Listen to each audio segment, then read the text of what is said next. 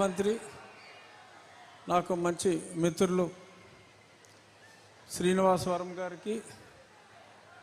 ఇంకా వేదిక నెలకొని ఇక్కడ స్థానిక శాసనసభ్యులు అమాత్యులు కందుల దుర్గేష్ గారికి, వేదికను అలంకరించిన ఇతర నా సహచర ఎమ్మెల్యేలు, ఎమ్మెల్సీలు, అధికారులు అందరికన్నా ముఖ్యంగా ఇక్కడికి వచ్చిన పవన్ కళ్యాణ్ గారి జన సైనికులు, వీర మహిళలు అందరికీ నా హృదయపూర్వక అభినందనలు. ఈ స్కీమ్కి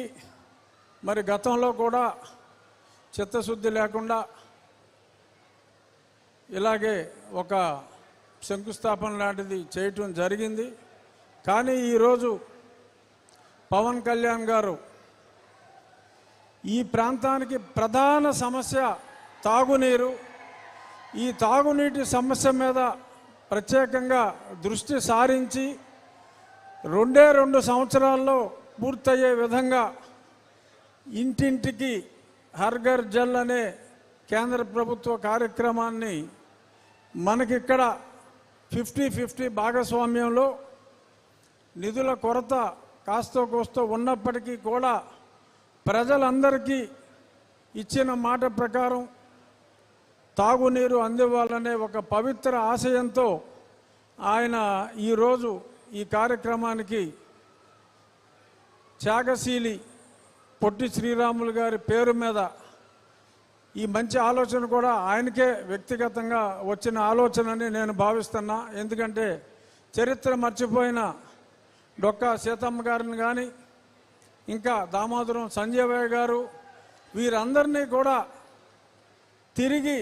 జనబాహుల్యంలో ప్రజలందరూ గుర్తుంచుకునేలాగా ఎవరికి వాళ్ళ పేరే, వాళ్ళ తండ్రి గారి పేరే పెట్టుకోవాలనుకున్న ఈ రోజుల్లో సమాజంలో గొప్పవారందరినీ కూడా మనం గుర్తు చేసుకోవాలనే ఒక చక్కటి ఆలోచనతో అమరజీవి పొట్టి శ్రీరాములు గారి పేరు మీద ఈ జలధార, ఈ జీవధార కార్యక్రమం శంకుస్థాపనలో వారితో పాటు కలిసి పాల్గొనటం నా అదృష్టంగా భావిస్తూ, ఈ స్కీమ్లో బిగ్గెస్ట్ బెనిఫిషియరీ నా నియోజకవర్గం, ఉండి నియోజకవర్గం. చేపల చెరువుల వలన చుట్టూ మరి గోదావరి ఉన్నా కూడా చాలా ఇబ్బంది పడుతున్నాం. రాబోయే 2 సంవత్సరాల్లో పవన్ కళ్యాణ్ గారి చేతుల మీదుగా ప్రారంభమయ్యే ఈ కార్యక్రమంతో ఈ ప్రాంత వాసులకి, మా ప్రాంత వాసులకి శాశ్వతంగా తాగునీటి సమస్య పరిష్కారం ఖచ్చితంగా అవుతుంది. సర్ ఆర్థర్ కాటన్ని ఎలాగా మన గోదావరి జనం గుర్తుపెట్టుకుంటారో అలాగే కొన్నిదల పవన్ కళ్యాణ్ గారిని కూడా మేము ఎన్నటికీ మర్చిపోం,